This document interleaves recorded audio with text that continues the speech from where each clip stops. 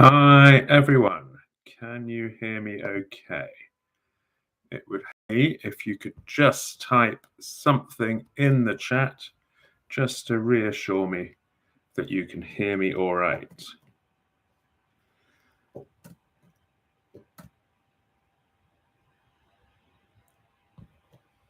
Oh, brilliant. That's great. Thank you guys for saying you can hear me. Here's a welcome message on the screen. We have got a few minutes, but I just wanted to make sure all the tech was okay. So I've started the live early. Okay, there is a pinned comment on the top. If you don't mind filling in my quick survey, then that would be really useful to me. And in a few minutes, we're going to choose the paper, and then we can all tackle it together.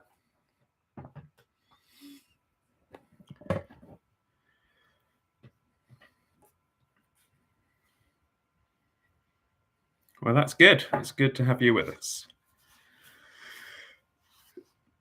So we've got 5 papers to choose from, and I haven't seen any of them before. I had to go through and select papers for us to choose from that I hadn't done for the channel and I hadn't done in a past paper club or anything like that. So I've got 5 papers for us to choose from at 5:05, and then you'll have 5 minutes to print out the paper and get yourselves organized, and then we'll all tackle it together. Okay. While we're waiting, do send a message to anybody who also might want to join us. Tell them that we're here, and we'll get started in a few minutes.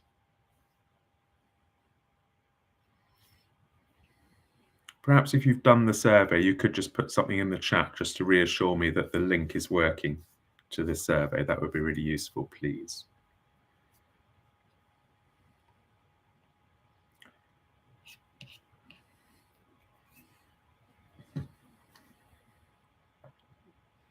Oh, brilliant. Thanks, Ali. So it's all working okay.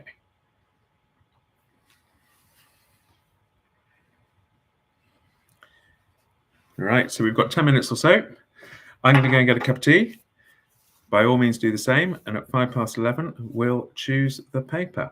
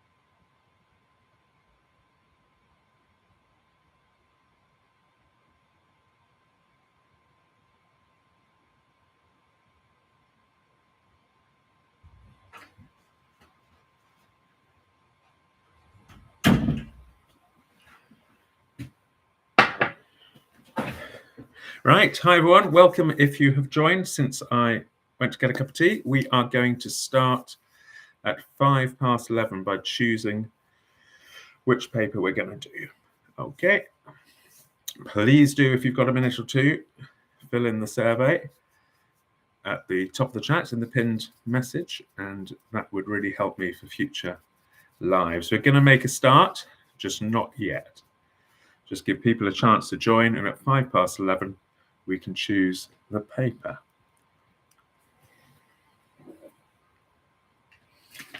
Thanks very much to those of you who came to the live on Friday.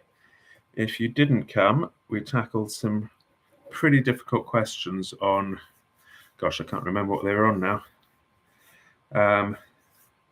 Vectors, what else did we do?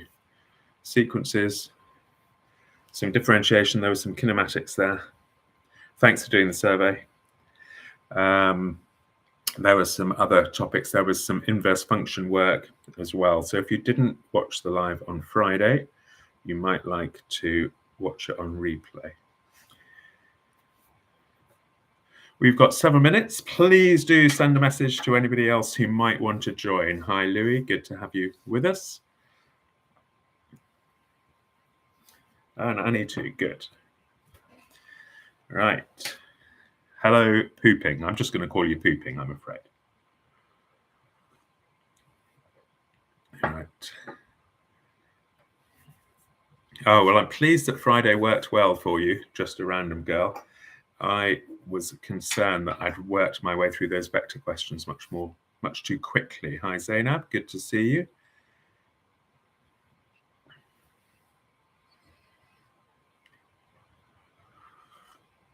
Is that you, Zainab, who did the Unlock the Top Grades course, or is that a different Zainab? I wonder. Hi, Gabe. Looking forward to a bit of golf later on.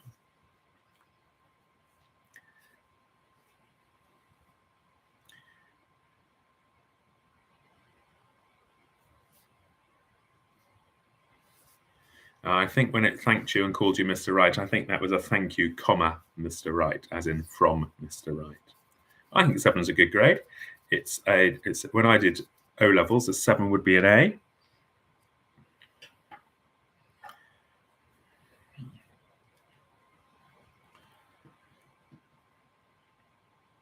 Where are you from, Pooping?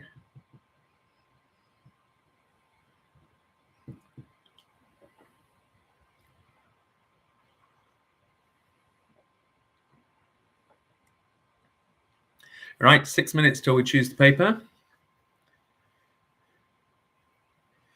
I'm currently a grade 7 student with my exam in a month. I'm trying to jump to a 9. Well, just a random girl. When this live is over, if you leave a comment on the replay, ask me to send you links to my grade 9 films, then I can definitely do that. Okay. I'm glad that Friday worked well for you, Ali. As I say, I was concerned that I went too quick on the vector questions, but I'm glad it worked. That's great. Yeah, so do leave me a message, just a random girl, and I'll send you some links for your target 9.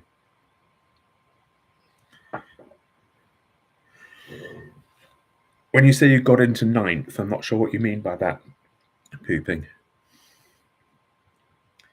Do you mean that you scored a grade 9 on the paper? Or are you saying that you've just gone into 9th grade at school? And while you're at it, is that school in the UK or school somewhere else?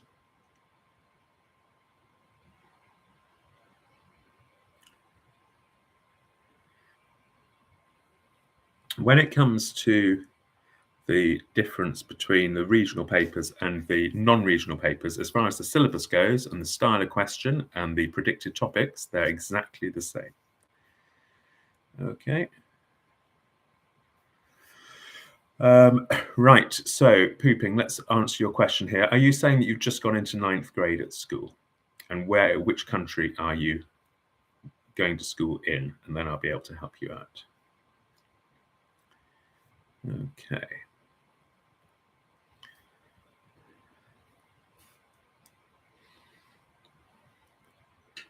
Right. 4 more minutes, and then we're choosing the paper.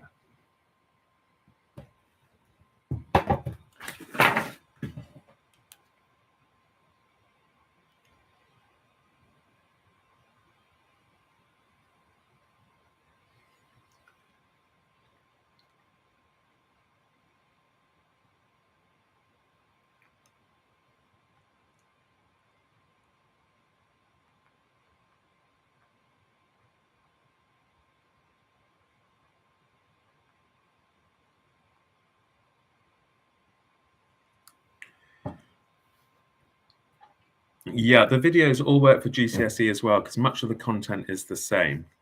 But on the IGCSE syllabus, you need to cover what you need to cover. You need to cover intersecting chord theorem. That's not on the regular GCSE. And you need to cover differentiation and kinematics, and that's not on the regular GCSE. But otherwise, all the topics are very similar, if not exactly the same on GCSE. So absolutely, the films will work for anyone. Okay. Right, hit like a few times for me, please. Spread the word, see if you can get some more people onto the live. Yeah, differentiation is A-level stuff, but it also appears on the IGCSE syllabus. So it's really good for those of you who are going on to do year 12, because it means that you've done, you've touched on a major topic already on the year 12 syllabus, which is great.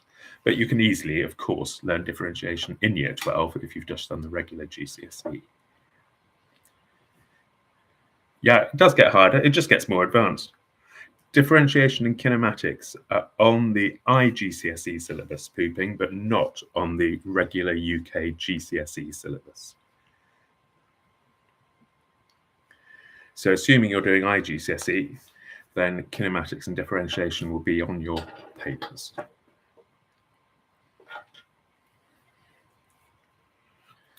Right. Morning, Henry. That's good that you're here.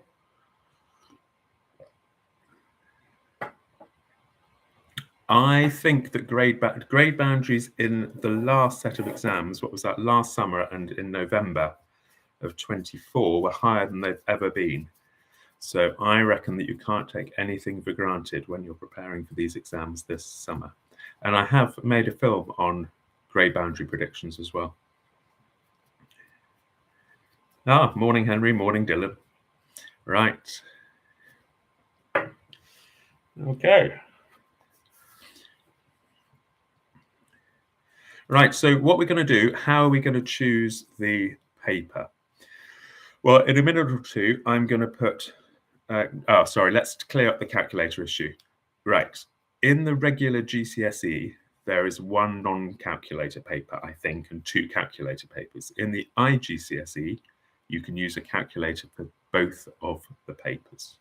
So if you are doing IGCSE, and we're working on an IGCSE paper today, you can use a calculator for both of your papers. Okay. Right, okay, so this is how we're going to choose the paper. I'm going to put a slide up which has 5 options for you, numbered 1 to 5. And then we will have a 30-second window, during which time all you need to do is to type the number 1, 2, 3, 4, or 5 into the chat. And I'll keep a tally chart, and then whichever one gets the most votes, that's the one we're going to go for. Now, when you see which the papers are, really, I just want you to choose randomly, okay? But you'll see that some of them are regional papers and some of them are not. It doesn't make any difference, okay, as regards preparing for your paper 1. And some of them are probably paper 1s and some of them are probably paper 2s. Again, it doesn't make any difference, okay? The reason that we're voting is simply so that we choose a paper at random, all right? And once we've chosen the paper, then I'll put a link on the chat so you can download the paper, print it onto your OneNotes or print it on paper, and then we'll all be ready to start at 10:02. Right. Okay, pooping fart. That looks like a more tricky IGCSE question to me. I think that's more like a year 12 question. Right, okay, so here we go. Here is the options. So we're going to have 30 seconds. Please don't start voting until I say go, because I need to turn back onto the chat window so I can then do a tally chart as the numbers appear. Right, here are the options. Do not vote yet. Oh my God, it's gone. Right, here are the options. Do not vote yet. Give me a minute, just so I can get myself onto the chat.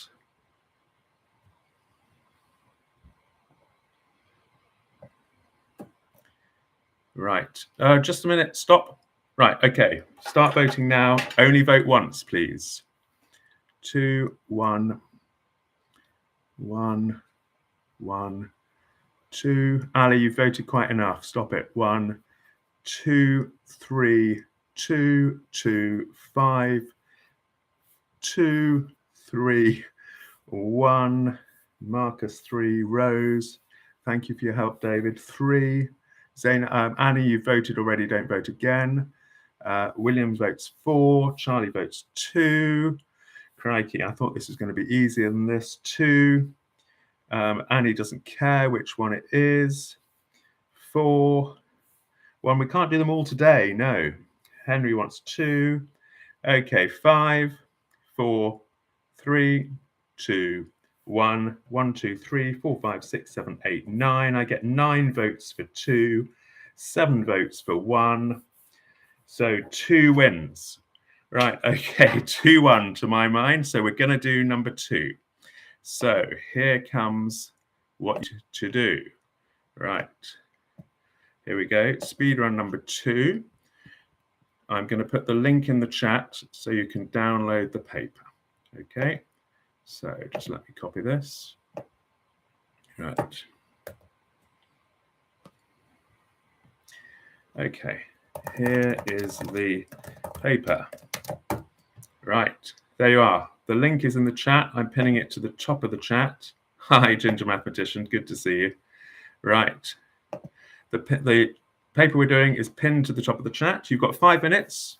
Download the paper. Get yourself ready. If you're working on OneNote, then you can just print it onto your OneNote page.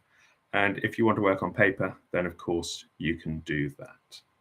Okay, so let's concentrate, please, on making sure that you are sorted so we can start in 5 minutes. We'll start at 11:13. Now, of course, there's no reason why you shouldn't get ahead of me. Okay, if you want to, you don't have to wait for me. All right. It doesn't matter if you're doing regional or non-regional. This paper is absolutely relevant to you. Okay, so don't worry about that. Okay. Right. Don't you worry, Annie. Whether anyone's doing regional or non-regional, this paper is absolutely relevant.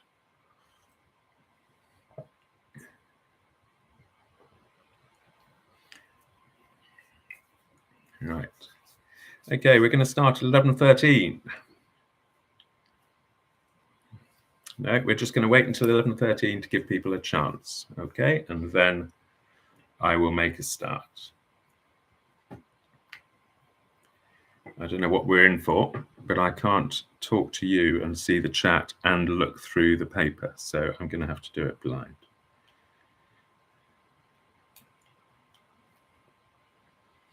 Well, Annie, you've got 4 minutes, 3 minutes.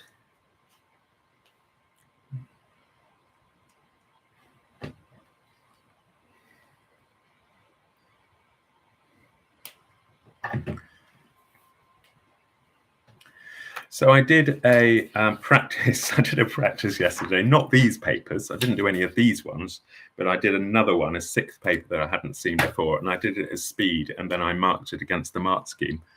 And all my mistakes, and there were 2 or 3 mistakes, but they were all down to, had I read the question carefully, and also had I made a little mistake in my working through going too quickly. Okay, so that's what I'm going to be concentrating on today for me. I'm going to be making sure I really read the question carefully and then make sure that I don't do it so quickly that I end up making a foolish mistake. In answer to your question, Rocker34, this is an Edexcel IGCSE paper, the International GCSE.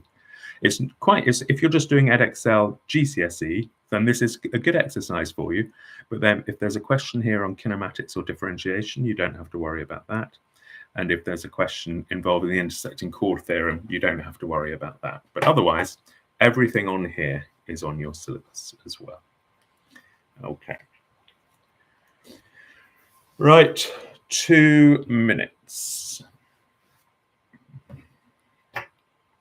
All right, I've got a calculator, I've got a pen, I've got my screen.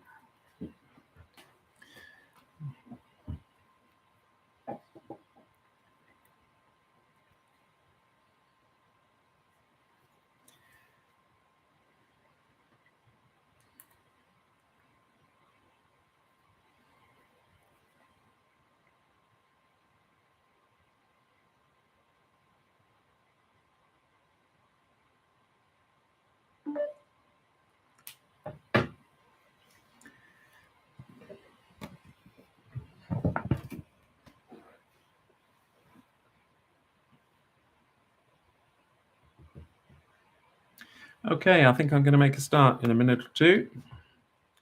I'm going to come off the chat window. So now I'm looking at my OneNote, so I can't see your chat, but I will go to the chat every 1 or 2 questions just to see if anybody's got anything they want to ask.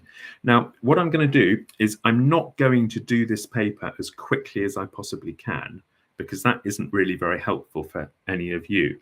I'm going to work brusquely through the paper, and I'm going to explain what I'm doing as I go. So with any luck, you can pick up some tips about how you might work your way through the paper efficiently, given that you want to manage your timing in the exam. And also, when I look at a question, I'll tell you what I'm thinking at the start so that you might cotton on to my exam technique. Right, I'm going to start now with question 1. It says, write 600 as a product of powers of its prime factors. All right, show you're working clearly. So I know that 10 goes into 600, and I know that 10 is 2 times 5. 60, well, it ends in a 0, so I'm going to stick to 6 times 10. So I can go 2 times 5, and 6 is 2 times 3. All right, I'm just going to circle each of those. So I have got 600 equals 2. Let me mark those. 2 times 2 times 2. So that is 2 cubed times 3 times 5 squared. And that is my answer. And what I'm going to do before I move on is I'm going to put 600 in my calculator and use the Shift Fact button to check that I've got it right. And I have. So now I'm moving on to question 2. Right, show that. I'm going to ignore the answer. And I'm going to copy down this carefully so I don't mess it up. It's a division of mixed numbers. I'm going to make them top heavy and then do keep, change, flip. 2 7s are 14 plus the 4, 18 over 7, divided by 9 over 8, 18 over 7, times by 8 over 9. I'm not going to bother to look for cancelling. 18 times 8, top times bottom, on my calculator, 144. 7 9s are 63. 144 over 63, 144 divided by 63 on my calculator equals 16 over 7, and that is 2 2/7. And I could use my calculator to take a top heavy into a mixed number if I wanted to. Right, I have shown that this equals that. Move on to number 3. Notice how I didn't try and do 2 lines of working at once here. Number 3. The bearing of Paris from London, let's not get this the wrong way around, is 149. So from London. So there's London. Here's my north line. And the bearing of Paris from London is, let me get rid of that line. I want to draw a straight line, please, OneNote, is 149.90, 180, so 149-ish, right? 149. There is Paris. Have I got it the right way around? The bearing of Paris from London. Yes, I have. Work out the bearing of London from Paris. Right, so I'm going to draw a north line here. Now I need to work out the bearing of London from Paris. So I'm at Paris, and I need to work out that bearing there. Okay, well, these 2 angles, the 2 red ones, add to 180 because they are allied angles. 180 minus 149. So that red angle is 31. So the bearing is going to be 360 minus 31. Gives me 329. That's, remember, it's a bearing. Have I got 3 digits? Yes, I have. 3, 2, 9. Right, I'm going to have a 2-second pause, and I'm going to go to the chat and have a quick look. Okay, am I doing all right? Anybody got anything they want to ask? Okay. Number 3, I don't have to draw an accurate diagram because I'm calculating the bearing. Okay, so I'm using parallel lines. All right, I think everyone's happy. Hit like if you're happy, please. Hit like if you're happy, and I'm going to move on to the next few questions. Nobody's hitting like. Okay, well, I'll carry on anyway. Right, number 4. It looks like it's going to be Venn diagrams. Right. I've got a universal set, which is all the letters of the alphabet. Look out. Okay. B, the set B is the letters of Brazil. Set I is the letters of Ireland. Miss the members of. B, union I. Remember, those are the ones that are in B or I or both. Okay, I'm just going to work them out, actually. I've got R in both. A, Z, I've got I in both. Just don't mess it up. I've got L in both. Right, A, B. Is B only in Brazil? Yes. A is in both. I missed out A, look. Z, that's only in Brazil. Which leaves me with E in Ireland, N in Ireland, and D in Ireland. I don't think much of the way I've drawn that L, so I'm going to make that into more of an L. There we go. Right, B, union I. B, Z, R, A, I, L, E, N, D. Okay, this symbol means and. So to qualify here, you have to be in B, and you also have to be not in I. So it's going to be those. Those are the ones that are in B and are also not in I. So B and Z. Right. So far, so good, I think. K is the letters of Kenya. Cody writes down the statement, B intersection K, B and K is an empty set, i.e. he's saying there are no letters which appear both in B and in K. Cody's statement is wrong. Explain why. Well, I better find a letter that appears in B and in K. So I'm looking for a letter which appears in the word Kenya and in the word Brazil, B-R-A-Z-I-L. A appears in both. So why is he wrong? The letter A appears in the word Kenya and the word Brazil, or something like that. And that's my question 4 done, and I'm moving on. Question 5. Now I'm looking at this question, and I'm thinking parallel lines. I'm thinking isosceles triangle at the top here. I'm thinking angles on a straight line make 180.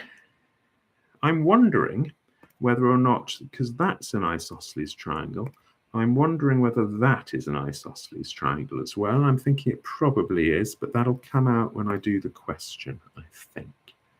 Now, I haven't read any words yet, but that's what I'm thinking when I look at the diagram.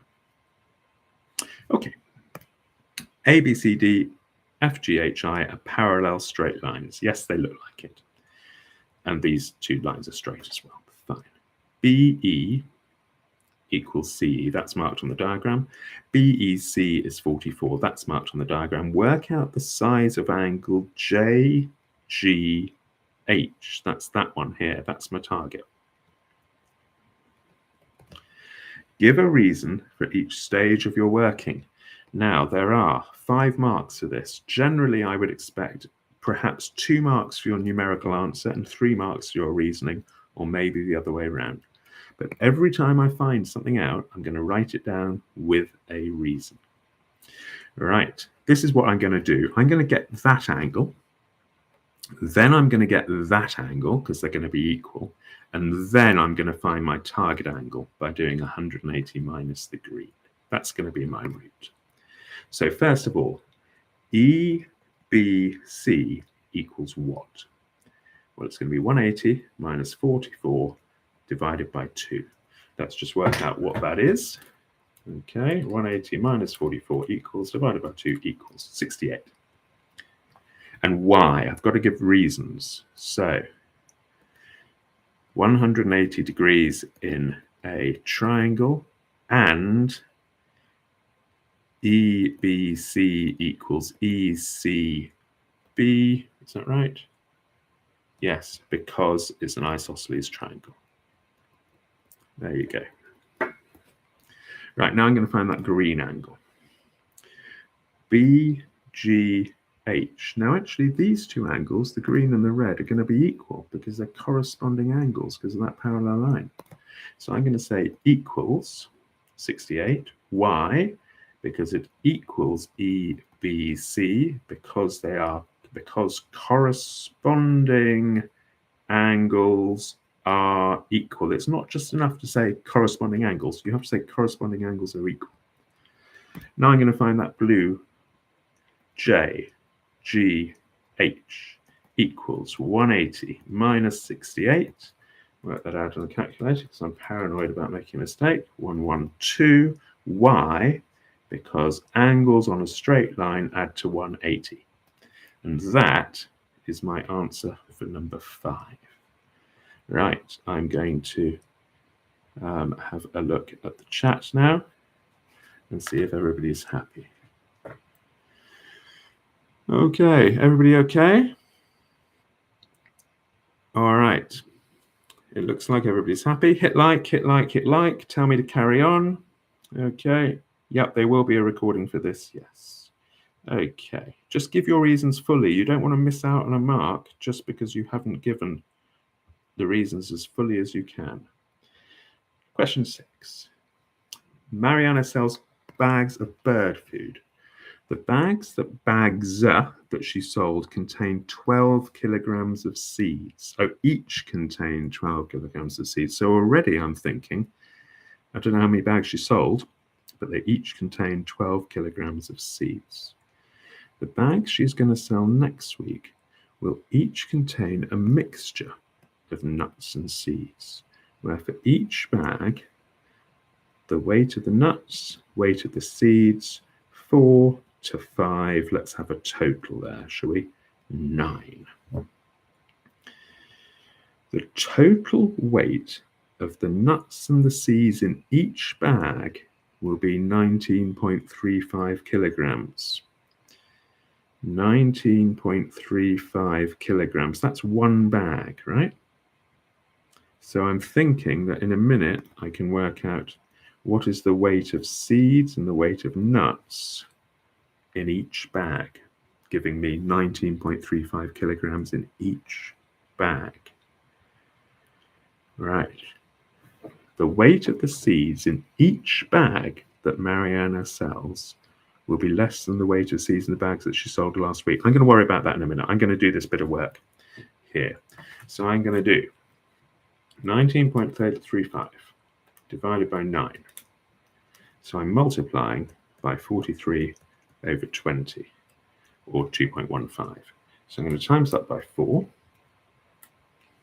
So 8.6 kilograms of nuts in each bag, and I'm going to multiply that by 5 to give me 10.75 kilograms of seeds in each bag. Okay. Right, I feel like I'm making a meal of this.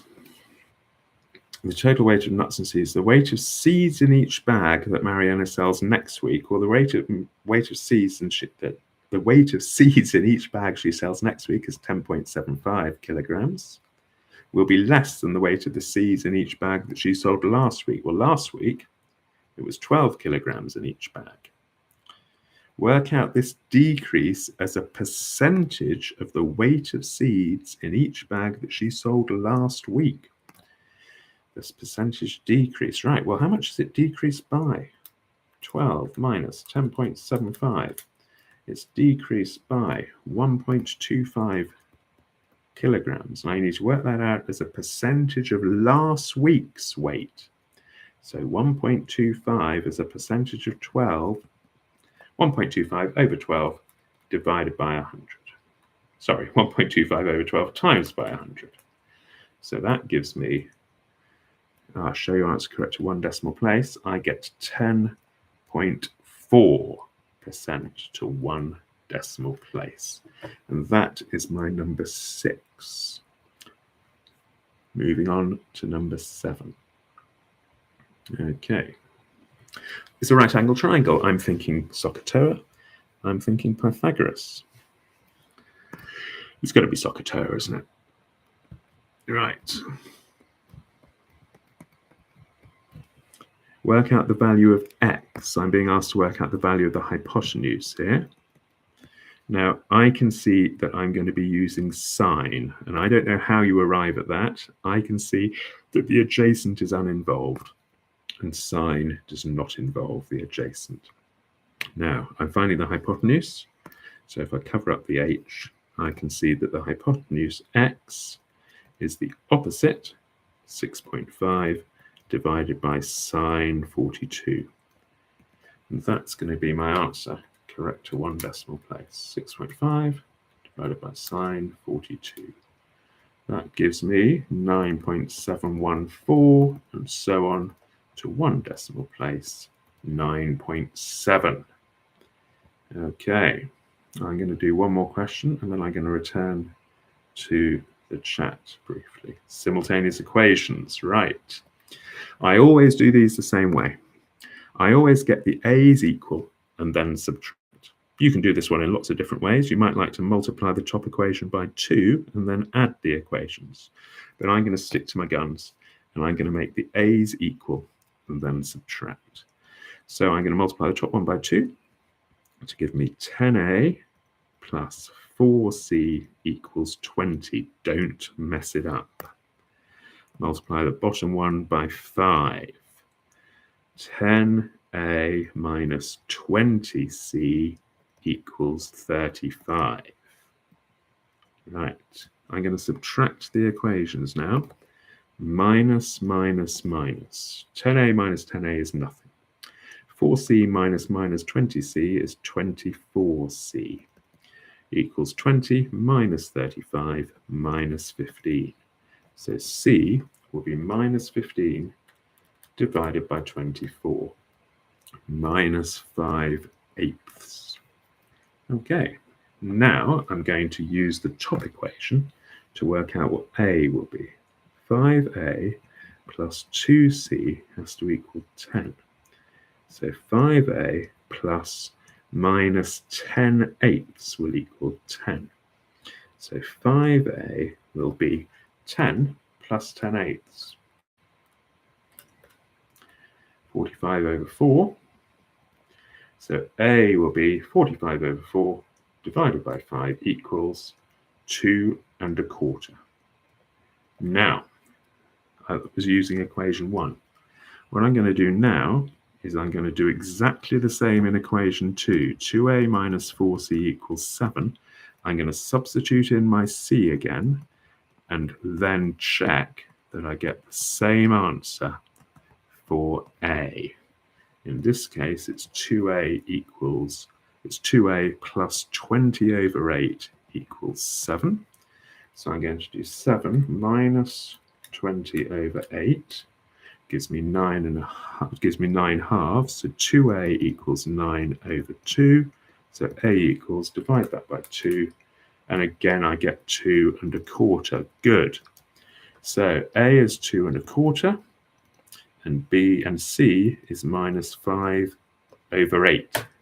And I can feel assured that I've got that one right because my check worked as well. Okay, how are we getting on? I'm looking at the chat. Are we all happy? Okay. All right. Anybody want a hand with the maths? You can definitely keep it as a fraction, Henry. Yep, you can give your answers as fractions or decimals. All good for Gabriel. Ewan's happy. Okay. All right, let's try and concentrate on the maths, everybody. Good. Let's press like then if you're happy for me to move on, and I'm going to move on. Okay, let's move on, let's move on, let's move on. Okay. All right, just a random girl. If we've got time at the end, we can look at it again.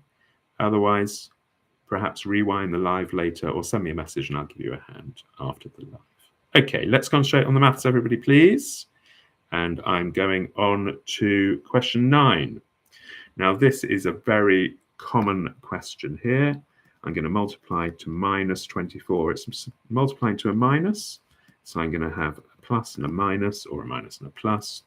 I can see that it's going to be 8 and 3, no, 6 and 4. It's going to be plus 6 and minus 4. Hence, solve this equation, because if you had that equation there, you would factorize the left-hand side first, and then you would be able to read off your answers. X is minus 6 or 4. I'm moving on. Question 10. A triangular prism. Work out the volume. Well, I'm thinking that the volume is the area of the end multiplied by the length there. So I'm going to have to find the area of that triangle on the end. Let's draw the triangle. Here it is. It's a right angle triangle. So I'm thinking Pythagoras. I'm thinking SOHCAHTOA. Now that's 11.2. I need to find that. So I'm going to use Pythagoras. So I'm going to call this side x. So x will be the square root of 11.2 squared minus 7.4 squared. Right, here we go. Square root of 11.2 squared minus 7.4 squared equals, so my x is 8.407. So the area of that triangle is the base, 7.4, times the height, which is on my calculator screen, divided by 2, times 7.4 equals 5 by 2 equals. So the area of that is 31.106, and so on. So the volume will be that area, which is on my screen, times by 15. So my volume is 466.596, and so on. Now, it wants it to 3 significant figures. Do you notice how I've written down that number before I round it? And I've done that just in case I make a mistake with my rounding. Then the examiner will be able to see that I got the answer right. It was a mistake with my rounding. As it is, I haven't made a mistake with my rounding, and that is my answer, 467 to 3 significant figures. Right. Okay, I'm moving on to number 11. Right, we are selling a house for that, and the amount for which I sold the house is 24% more than I paid. This is a reverse percentage, isn't it? You don't know what it started with. You know it ends with 180,000. And you know that that was a rise from start to finish of 24%. So I know my percentage multiplier is 1.24. I'm going backwards in time, so I'm going to divide 180,000 divided by 1.24. 123 divided by 1.24 gives me, I'm going to write down the number off my calculator screen in case I make a mistake with my rounding. It's 145,000. Okay. Part B. I'm buying a house on the 1st of January 2017 for 120,000. It's increasing by 1.8% per year, so that multiplier is 1.018 per year. How many years is it increasing by? Well, 1 year to 18, 1 year to 19, 1 year to 20. So it's increasing by that amount for 3 years. Just let me check on that. Buys in 17, 1 year to 18, 1 year to 19, 1 year to 20. Work out the value of the house on the 1st of January 20. Give your answer to 3 sig figs. 123,000 on my calculator times 1.018 to the power of 3. So the answer on my calculator, 126,597.3398. 3 significant figures, 127,000, because that 6 is going to round up. It's followed by a 5. That's number 11 done. Right, cracking on to Number 12. Okay. I'm thinking cumulative frequency. I'm thinking cumulative frequency graph. Now it tells me here the cumulative frequency table gives information about the distance in kilometers that each of 80 workers travel from home to work. It gives me the cumulative frequency. On the grid below, draw a cumulative frequency graph for the information in the table. Now, the minute that they give you a graph like that, you need to check very carefully what the scales are looking like. I've got 1 square to a unit there in cumulative frequency. And look at this, it's different on the x-axis, isn't it? It's 2 squares to a unit there. So I'm going to need to be careful of that. Right, let's have a look. I'm going to plot 17 against 5. Now, this is probably quicker for you if you're working on paper than for me. 32 against 10. 57 against 15. 70 against 20. 76 against 25. 80 against 30. Right, smooth curve. I'm not sure I did that very well, but still, there it is. Okay. Right, use your graph to find an estimate for the median.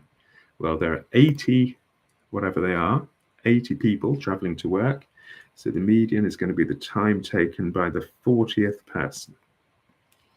So I can see what that's going to be already. But for me, it is now careful. I thought for a minute that was 14. It's not, is it? For me, that's 12. You make sure that whatever it is for you, you read off the scale correctly. The interquartile range, right.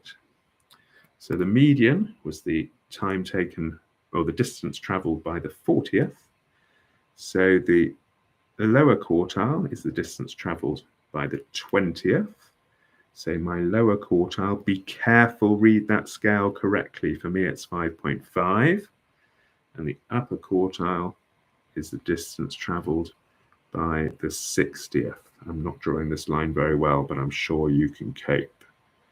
That, for me, is 16. Be careful with that scale. So the interquartile range is 16 minus 5.5. Look, I'm showing my sum, because then, if I'm doing the right thing, but I've got one of those numbers incorrect, I'm still going to get a mark for knowing how to find out the interquartile range.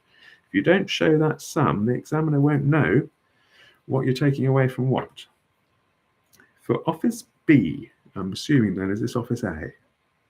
Yes, right. For office B, the median distance workers travel from home is 15. I'll do that in red because here's my median here. So I've got median of 15 here. By the way, for office A, it was a median of 12, wasn't it? And the interquartile range for office B is 5. And look at that. For office A, the interquartile range was 10.5. Use the information above to compare the distances that workers at office A and workers at office B travel from home to work. Write down 2 comparisons. Now, each of your comparisons is going to include some maths and some interpretation. Our first bit of maths, or my first bit of maths, is going to relate to the medians. The median in office A, 12, is higher than the median in office B, is higher than the median in office B. This means that on average, workers in office A travel further than workers in office B. So you notice how I've said something about the statistic and then I've interpreted it. Information number 2, or comparison number 2, I'm going to be looking at the interquartile range. The interquartile range for office A is higher than the interquartile range for office B. This means that the the distance travelled by the workers in office B is more consistent or perhaps less spread out than the distances travelled by workers in the other office. Or you could say it the other way around, couldn't you? Okay, and that is my question 12 done. Right, I'm going to quickly return to the comments.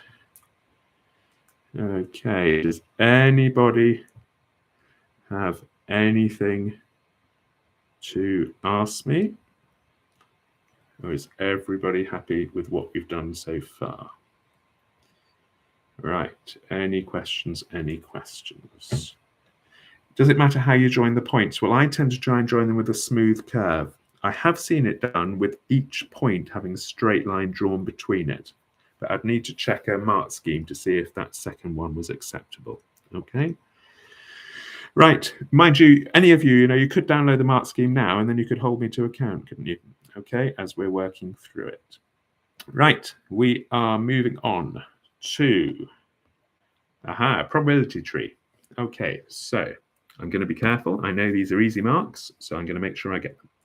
Emily takes part in 2 races. The probability she wins the first race is 0.7. So that's going to be 0.3 there. The probability that she wins the second race is 0.4.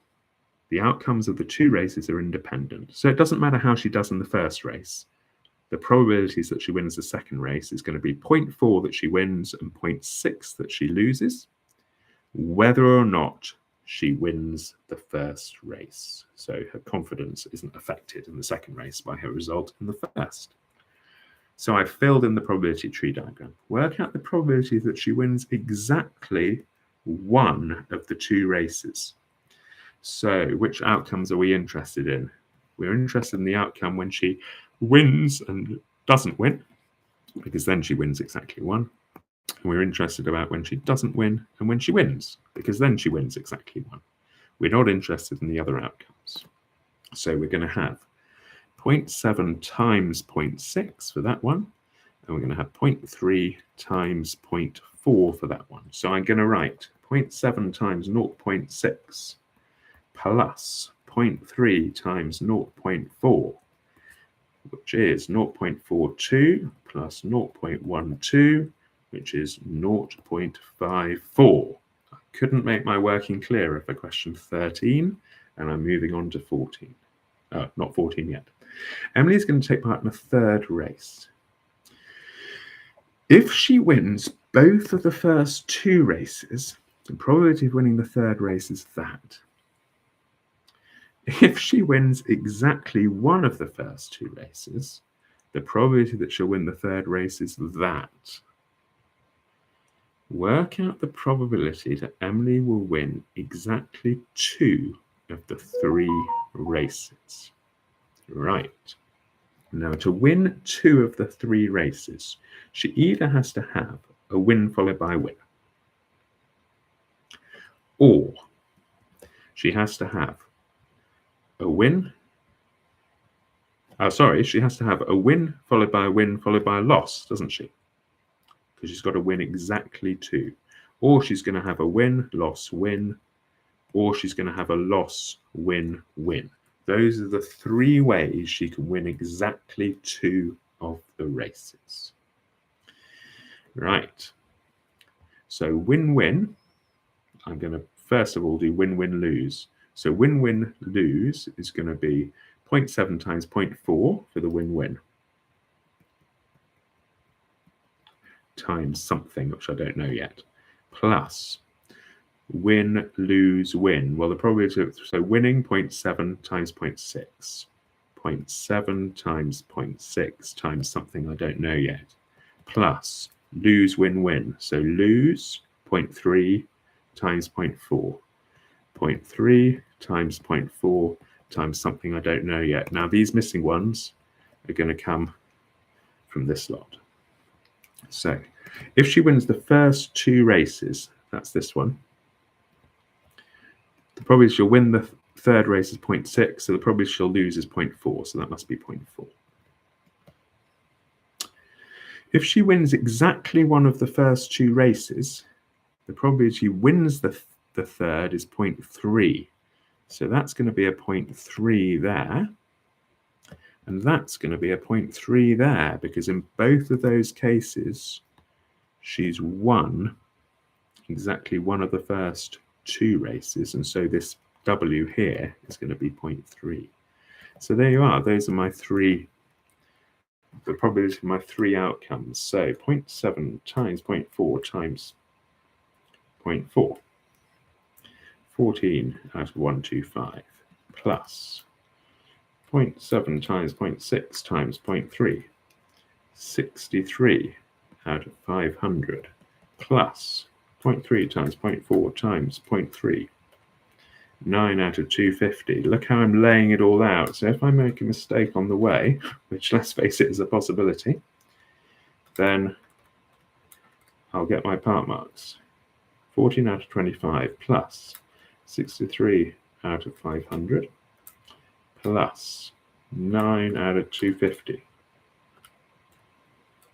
equals, I get 137 out of 500. But I'm feeling like that's one I check carefully when I go through at the end. That's question 13. And now I'm moving on to question 14. Okay, excellent. Fractional indices. The first thing I see is that it's got a minus power. So I'm going to write it the other way up, and it will no longer have a negative power. There we go. So I know it's the square root of the top, the square root of the bottom. 4y to the 5, halving the powers, 3x squared. There's my answer. Number 15. Complete the table of values. Now, I think what I'm going to do is I'm going to use the table function on my calculator. So for me, if I can remember how to do it, it's menu 3 on the calculator that I've got. And now I'm going to put in this function. So it is 1 over, can I remember how to do this? Ah, yes, it's the alpha x, 1 over x times open bracket, x squared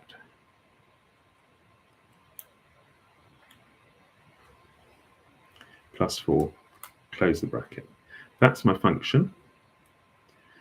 No g of x. I'm going to start at 0.25. I'm going to end at 8. And I'm going to do my steps every quarter. I know I don't need to, but that's what I'm going to put in. Oh, it doesn't like that. How do I get back? Okay. So I'm going to start, I'll start at 1 and finish at 8. Right, so I'm just checking that the 8 gives me what I'm expecting, because then I know I've typed it in correctly. The 8 gives me 8.5. Yes, so everything's working okay. So now on my calculator, I can just find out what value I get when x is 4, which is a 5. What value I get when x is 2, which is a 4. What value I get when x is 1, which is a 5. And now I need the value when x is a half, which is 8.5. Okay. So there's my table of values completed. And now I'm going to have to draw the grid. Annoyingly, I can't really see them both on the screen. Right. Okay, I'm going to have to be careful of the scales. I've got 1/4 and 6 1/4. Is it a quarter? No, I've got 1/4 and 16 1/4. Right.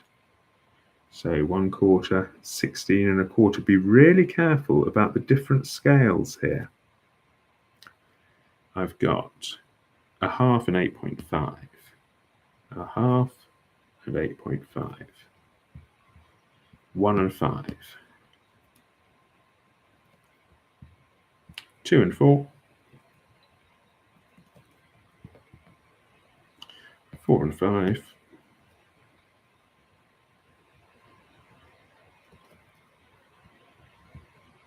2 and 4, 4 and 5, 8 and 8.5. I think there are many different ways you could make a mistake with this. Right, so now I'm going to join this up with a smooth curve. There you are, something like that. Okay, you can do better than me. All right, we've got proportion coming up now. So I'm just going to have a quick look at the chat, check that everybody's happy. Yeah, when you square root a power, Gracie, you want to, when you square root something with a power, you halve the power. So for example, write down y to the power of 5. If you need something that multiplies by itself to give you y to the power of, sorry, start again. Write down y to the power of 10. If you need something that multiplies by itself to give you y to the power of 10, it's going to have to be y to the power of 5, because y to the power of 5 times y to the power of 5, add the indices, you get y to the power of 10. All right? Okay, right. Now, can you do that, Zainab? I'm not sure. 1 minus the probability of, no, because that would include loss, loss, loss, wouldn't it? And you're not allowed loss, loss, loss. Okay, so I don't think you can do that, no. Okay, Gracie's obviously happy. Right, I'm moving on to proportion. Okay, here we go. Right, fish sign equals find k, use k. That's my rubric for proportion. A is inversely proportional to the square of r. A, fish sign, 1 over r squared. A equals k over r squared. Find k by using these. So A is 5 equals k over 0.3 squared. So k is going to be, I need to get out of this on my calculator, right, k is going to be 5 times, open bracket, 0.3, close bracket, squared. K is equal to 0.45. So A is going to be 0.45 over r squared. Right, so there is my formula. Find the value of A when r equals 7.5a. Now I know my formula is A equals 0.45 over r squared. So this is going to be A equals 0.45 over 7.5a squared. 7.5a times 7.5a. And that is going to be 0.45 over 7.5 squared, 56.25a squared. So I have got A equals 0.45 over 56.25a squared. I'm going to multiply both sides by a squared. A cubed equals 0.45 over 56.25. What is that? 0.45 divided by 56.25. Oh, that's a 1 over 25. 1 over 125. So A cubed is 1 over 125. So A is the cube root of 1 over 125, which is a fifth, I think. But now, because I'm feeling anxious about it, I'm just going to check it. It is a fifth. So A is a fifth. That's number 16. Okay, ready for 17. Okay, straight lines. I'm thinking gradients. I'm thinking gradients of perpendicular lines. I'm thinking midpoints. I'm thinking using Pythagoras to find the distance between 2 points. I'm thinking I know how to find the equation of a line as long as I have a point on the line and the gradient of the line. Okay, now I'm going to look at question 17. A straight line, L, passes through 4 minus 1 and 6, 4. Now I can work out quite a lot about L if I wanted to. I could work out the gradient of L. I could work out the equation of L. That's L. The straight line M is perpendicular to L and intersects the y-axis at the point 0, 8. M goes through the point 0, 8 and is perpendicular to L. Find the coordinates of the point where M intersects the x-axis. Well, I'm thinking I need to find the equation of the line M, really. So I'm going to find the equation of the line M. How am I going to do that? Well, I can find the gradient of L. So the gradient of L, I'm going to call it gradient rather than M because I've got another M. So the gradient is the change in the y over the change in the x. I'm going to go from -1 to 4, that's a change of 5. From 4 to 6, that's a change of 2. So the gradient of L is 5 over 2. So the gradient of M is the negative reciprocal, so perpendicular. So I know that M has this equation now. It's y equals -2/5 of x plus 8. How do I know it's plus 8? Because I'm told the y-intercept, because the point it gave me happened to be the y-intercept.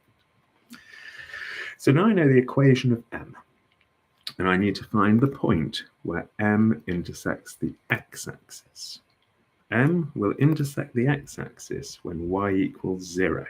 So I need to find the x-coordinate that makes y equals 0. So I need to solve that equation. -8 equals -2/5 of x. So x will be 8 divided by 2/5. 8 divided by 2 over 5 equals 20.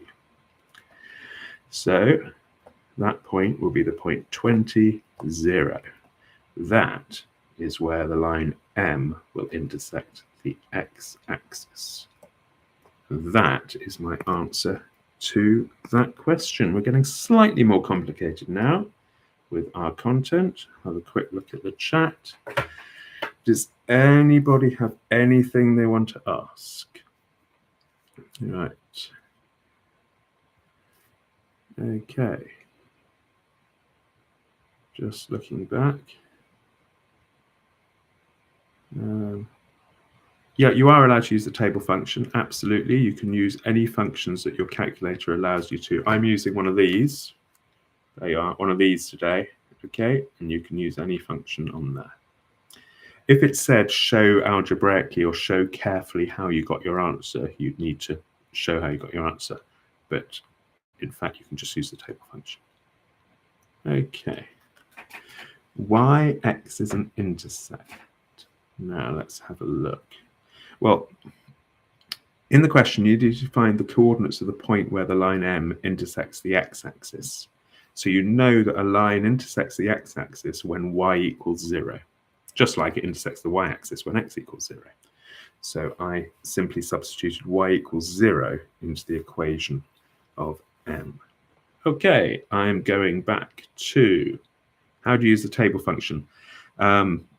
Okay, Gracie, I can't help you with that now, but I bet somebody at school can. Okay. Right, here we go.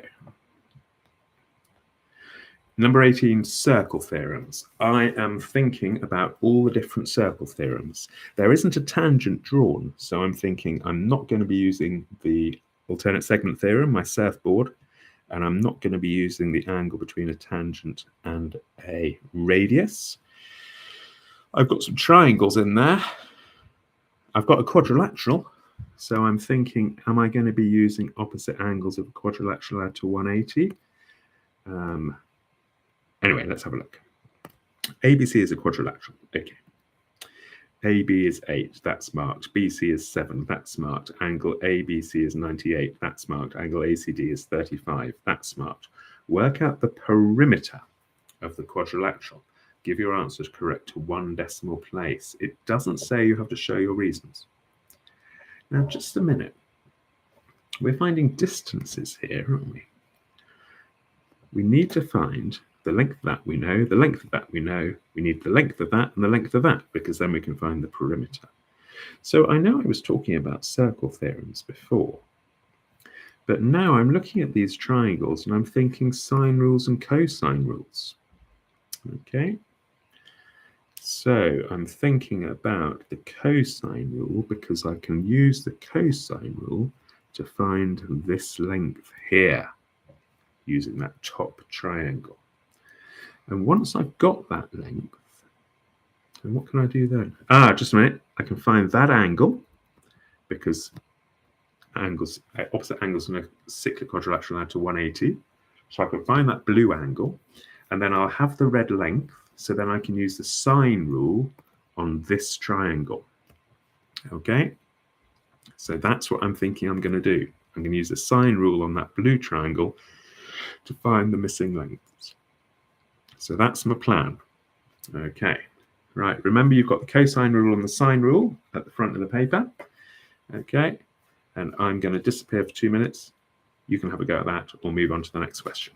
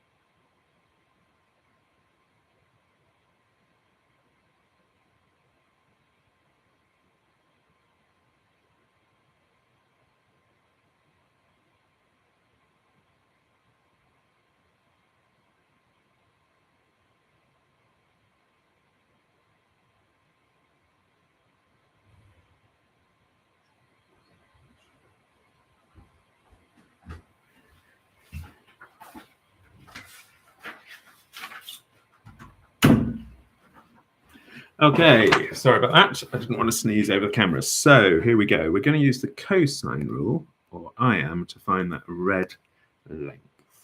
So I'm looking at this triangle here. Okay, I've got two sides and the angle in between, which means I can use the cosine rule. So this red length here, I'll call it A.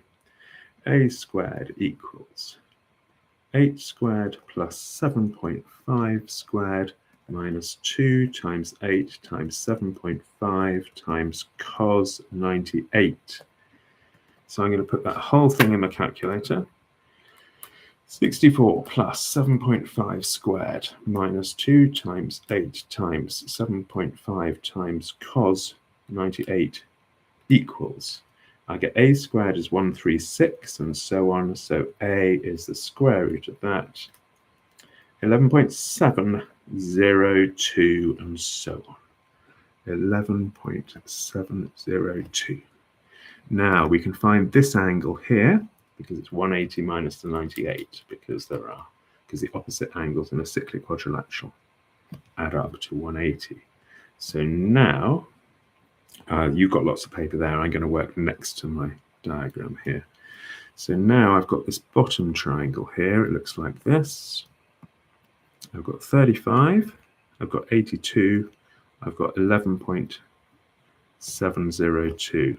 And I want to find this length here. So that red length. So it's going to be, I don't know, x over sine 35 equals 11.702 over sine 82. So on my calculator, I've got 11.702 divided by sine 82 equals times by sine 35. And x is 6.77795. And now I'm going to find, I'll call that y, shall I? That angle is 180 minus the two angles I know. 180 minus 35 minus 82 is 63. So this time I'm going to have y over sine 63 equals 11.702 over sine 82. 11.702 divided by sine 82 equals times by sine 63 equals, so y is 10.529. So I've got to find the perimeter of that quadrilateral, haven't I? So it's going to be 8 plus 7.5 plus 10.529 plus 6.77795. Okay, 8 plus 7.5 plus 10.529 plus 6.777. equals, give my answer to one decimal place, 32.8. That is my answer for question 18. I'm going back to the chat in case anybody wants to ask anything. Okay. Everyone seems happy. Right. Opposite angles in a cyclic quadrilateral add to 180, David. They're not equal. Okay. Right. Everybody else happy, I think. Okay. Right. I'm moving on. Question 19. Now, these questions must be safe marks. You've just got to be careful with your algebra. I've got an expression for y here, so I'm going to substitute it into here. Now, obviously, I do not want to mess up the algebra. Plus y squared, well, that's 3 minus 2x squared. And that equals 18. Now, I'm going to solve this quadratic equation and get two answers for x. Plus 3 3s are 9. Minus 6x minus 6x plus 4x squared equals 18. So 5x squared minus 12x plus 9 equals 18. Now, I'm not guaranteeing I haven't made a mistake already, but do you notice how I simplified that to there and just copied down the equals 18? I didn't subtract 18 from both sides at the same time because I do not want to mess this up. Right. Okay, so having said that, I'm just having a quick check that I haven't messed it up. I'm going to minus 18 from both sides now. 5x squared minus 12x minus 9 equals 0. Now, I could look at factorizing this. I could look at using the formula. Okay, should we try factorizing? 5x, it's got to be 5x and x, hasn't it? It's going to have to be a plus and a minus because I get minus 9. I think it's going to be 3 and 3. Because in my head, I know that 3x and 15x, I can somehow combine those to give me minus 12. What I'm going to need is I'm going to need minus the 15x and plus the 3x. So there I factorized it quite easily, but I could have used the formula. There are my two answers for x. Each answer for x is going to give me an answer for y. This is my formula for y. Do not mess up your signs. If x equals 3, then y equals 3 minus 2 times 3. Y equals minus 3. And if x equals minus 3/5, then this is what I meant about the signs. Y will be 3 minus 2 times minus 3/5. Why not put that in your calculator? Make sure you don't mess it up if you want to. It's going to be 3 plus 6/5, which is 4 and a 5th. So what are my answers? Well, what's the question? Oh, solve the simultaneous equation. So I haven't got to find the points of intersection. So one solution is x equals 3 and y equals minus 3. Put that in a box to show it goes together. Or x equals minus 3/5 and y equals 4 and a 5th. So I haven't written that very clearly. I'll write it as 4.2. That's another of the solutions. That is question 19 done. 5 marks scored, I hope. Moving on to question 20. Right, mathematically similar wooden blocks are made in a workshop. There are small blocks and there are large blocks. The volume of the small block, right, small to large. Linear, area, volume. The volume of each small block is 300 cubic centimeters. Given that the surface area of each small, the ratio of the surface area of each small to the surface area of each large is 25 to 36. So area 25 to 36. Let's find that multiplication factor. Shall we? The area scale factor. 36 divided by 25. So the area scale factor, it's 36 over 25. Let's use that to find the linear scale factor, square root the area scale factor. Let's use this, the linear scale factor, to find the volume scale factor. So it's going to be 6 cubed, 216, over 5 cubed, 125. Now, I think I've No, I haven't even read the question yet. What's it say? Work out the volume of each large block. Well, the volume of each large block is going to be 300 multiplied by the volume scale factor. Okay, 300 multiplied by 26 over 125 equals S to D 518.4. And that is number 20 done. Are we nearing the end? How many questions are there? 21, 22, 23. Is that it? 23. Oh, there you are. We only got 3 more questions to go. All right. Going back to the chat. Anybody got anything they want to ask?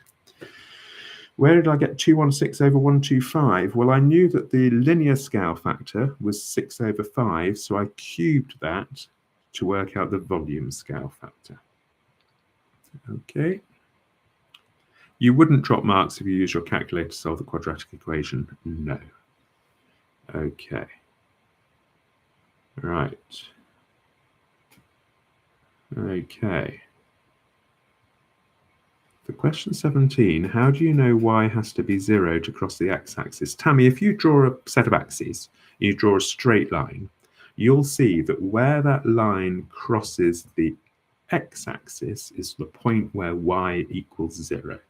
In the same way that the point where a line crosses the y-axis is the point where x equals 0.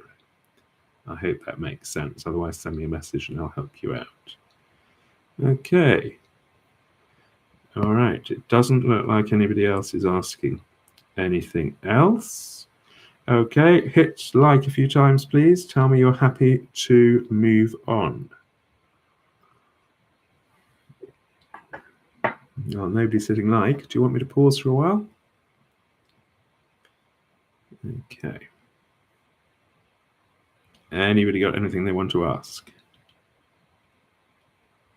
Okay. How did I get 6 over 5? I square rooted the area scale factor.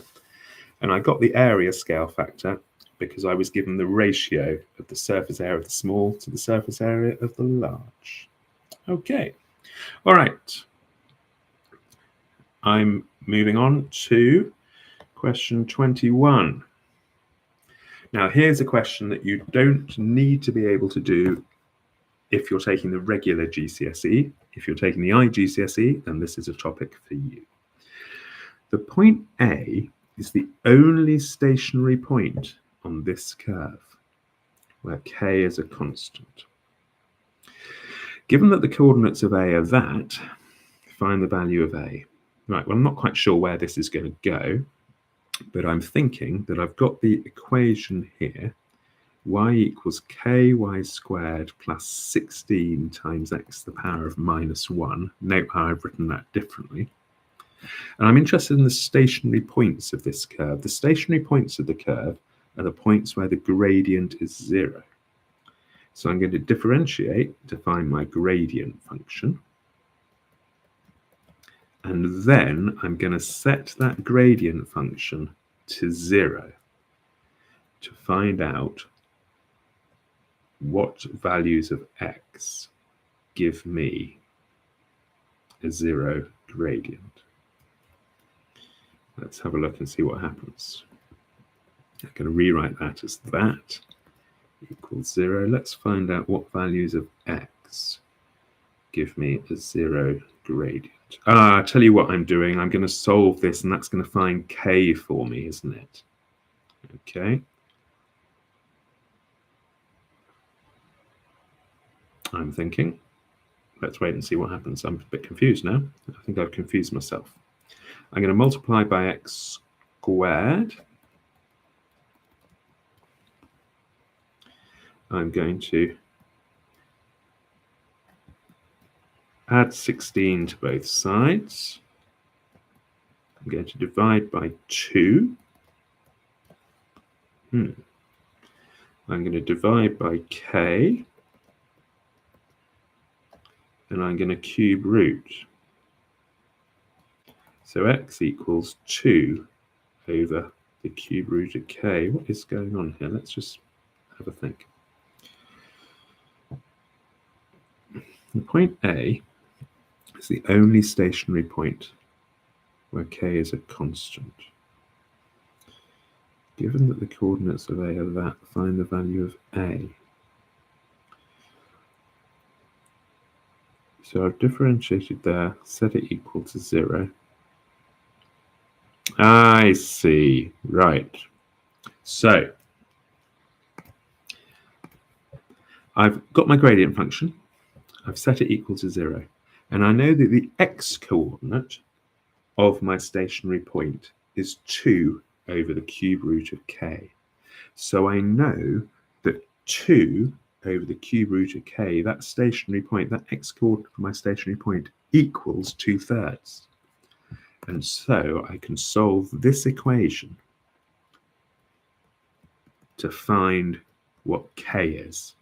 And hence I will know the equation of the curve, and hence I'll be able to find the y-coordinate, which has an x-coordinate of 2/3.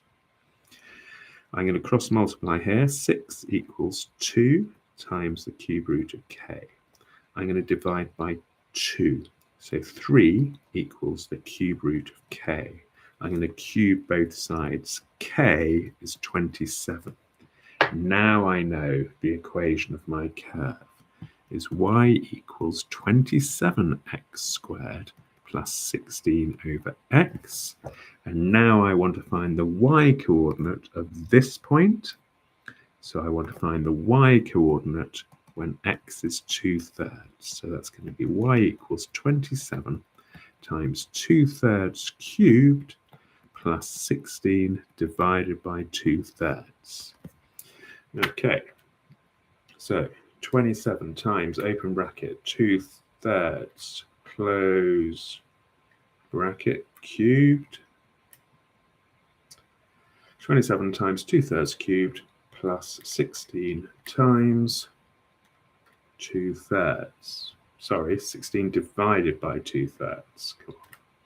Divided by 2/3. 32.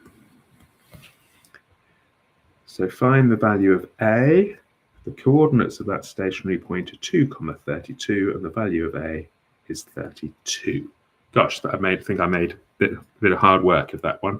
Let's have a look at the comments.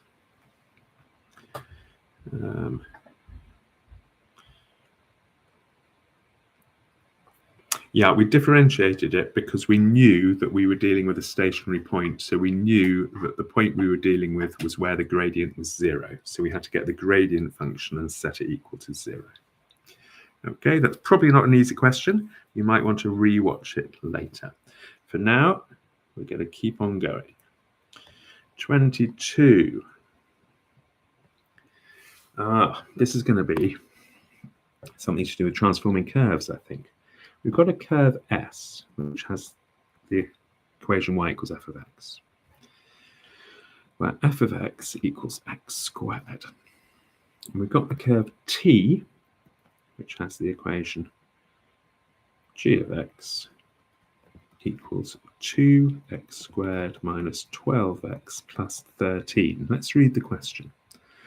By writing g of x in that form, where a, b, and c are constants, that's completing the square on g of x.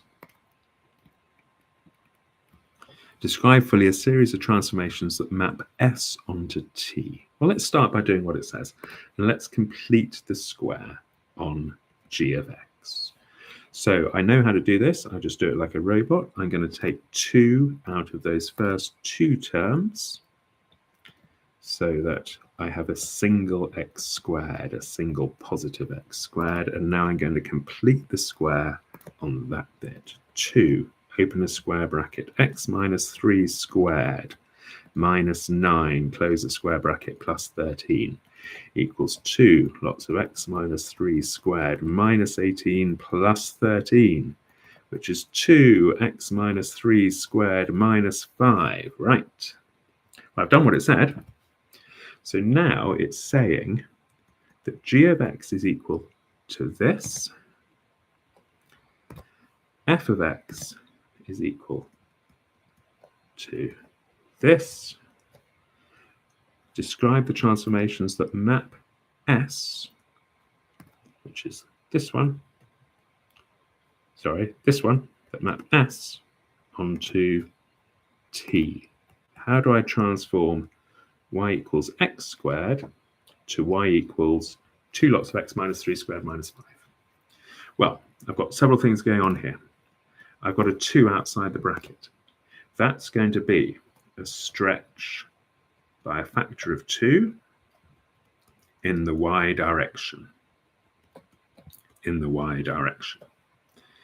Then I've got a transformation here, haven't I? Let's have a look. I am going to go minus 5, that's outside the bracket, so that's going to be a change to the y coordinate, and it's going to take the whole curve down by 5, so minus 5. And I've got a change inside the bracket here. That's going to be a change to the x coordinate, goes in the reverse direction, so it won't be subtracting 3, it'll be adding 3. So my second transformation is a translation by this vector. And those two transformations, the stretch and then the translation with the vector 3 minus 5, will transform f of x into g of x. And that is that question. I have a feeling we've only got one more to go, but I'm just going to have a quick look at the chat in case anybody has anything they want to ask.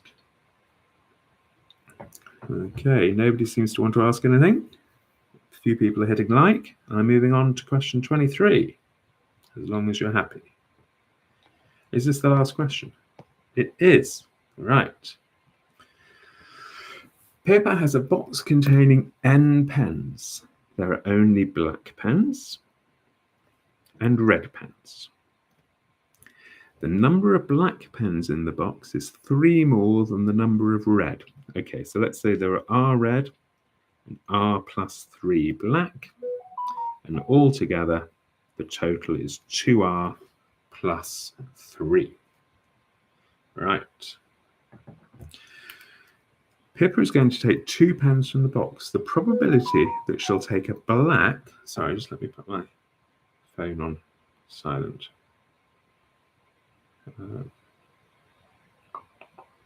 So, the probability that she'll take a black followed by a red. Right, I'm assuming she's not putting it back because it says she's going to take 2 pens from the box. So, first of all, the probability that she takes a black is R plus 3 out of the total number of pens. Then she comes to the box again, and we want the probability she's going to take a red. Well, there are... Why have I written 2n plus 2r plus 2 there? Sorry, distracted by my phone. Let's start again. The probability that she's going to take a black followed by the probability that she takes a red. So the probability she's going to take a black. That number of black out of that many pens. Times, she comes to the box again. What's the chance she's going to take a red? Well, there are R red in the box, but there aren't 2R plus 3 pens anymore. There are only 2R plus 2 because she's already taken 1 out. And that's what equals 9 out of 35. So that is the equation I need to solve to find R. Okay, top times top. R times R plus 3. Bottom times bottom. 2R plus 3 times 2R plus 2 equals 9 out of 35. Okay, I'm going to cross multiply. I'm going to have 35R times R plus 3 equals 9 times 2R plus 3 times 2R plus 2. I'm going to solve this equation to find R. Crikey, I'm going to do so without making a mistake. 3 times 35R, 35 times 3, 105. 105R equals 9, open a square bracket. 2R plus 2R, 4R squared. I'm going to get 6R from there and 4R from there plus 6. Is that right? Yes, it is. So 35R squared plus 105R equals 9 lots of 4R squared plus 10R plus 6. Notice I'm only doing one thing at a time because I don't want to mess it up. 36r squared plus 90r plus 54. Move everything onto the right because then I'll have a positive r squared. Okay, now I'm hoping that I can solve this equation. 0 equals, look at that, it's going to be minus 9 and minus 6, isn't it? So r, and now you'll go onto this page, I'm going to stay up here because then I can see it. So r is equal to 9 or 6. Let's go back to the question. Pip has a box containing n pens. Find the possible values of n. The possible values. That's good. So I'm looking for 2 values. So remember I had black pens and red pens. I said there were R red pens. So R could be 9 or R could be 6. And the black is 3 more than the red. So if there are 9 reds, there must be 12 black, in which case there would be 21 altogether. And if there are 6 red, there must be 9 black, 3 more than 6, in which case there are 15 altogether. So the possible values of n, remember n was the total number of pens, so the possible values for n are 15 or 21. And I believe that that is the paper finished, and nobody has told me on any of the chat that I've made a mistake anywhere. Now I don't know if I've made a mistake and not spotted it. Okay, and I haven't got the mark scheme to hand, so I haven't checked my answers against the mark scheme. I'm kind of depending on one of you guys to do that at some point. But I think that that finishes the speed run of this paper. If you've got any questions, then leave me a question on the replay of this film, which will appear in a few minutes once YouTube have processed it. How do I get 15 or 21, Marcus? Well, I found, for instance, that there might be 9 red pens. If there are 9 red pens, then there are 12 black. So altogether, there are 21 pens. How do I know there are 12 black? Because there are 3 more blacks than there were red. Alternatively, there are 6 reds, in which case there are 9 black and 15 altogether. Okay, Arisco, I can't for the life of me remember which paper this is, so you'll have to go back to the beginning of the Zoom and find out. Okay, has anybody got anything they want to ask? I'm hoping that that was really useful to you, watching me do it at relative speed.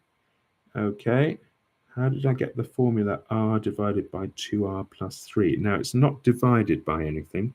It's what I had there, Gracie, was I knew that there were some red pens and some black. So I said, okay, there are R reds. So R plus 3 black, because I knew there were 3 more. And then the 2R plus 3 is the total of the black plus the red, the total number of pens. Okay, all right. Does that answer your question? I hope so. Right, okay. If you've got a question, leave it in the comments once the film has processed on YouTube. It won't take long, it never seems to. And I will see you in the next live. If I can help you in the meantime, leave me a comment on this film, and then I can have a look and help you out. Let's just look at this total question we got at the end there. The question here is find the total number of pens in the box. So I had a look and saw if there were 9 red, then there would be 12 black, gives me 21 in total. And similarly, if there were 6 red, there would be 9 black. Okay, so I hope that helps you if you're confused about the total. Anybody got anything else they want to ask? All right, I'm going to call it quits. Thanks very much for joining. If you aren't on my mailing list, hit the link at the top of the chat. Oh, is it gone? Actually, I think I replaced it. If you are not on my mailing list, then you can join my mailing list by filling in this survey. I'm just going to put a link to the survey now. Here we go, because it would really help me, A, to know how you found out about the live, and B, it gives you a chance to get on my mailing list, so I will be able to send you a quick email when I'm doing another live. So let me put that survey link here now. Survey link, there it is. So if you haven't filled in the survey, please do hit the link. Fill in the survey. When's the next live? I don't know. We're all going back to school next week. We'll have to see how much time we have. Okay, thanks for watching. See you in the next film.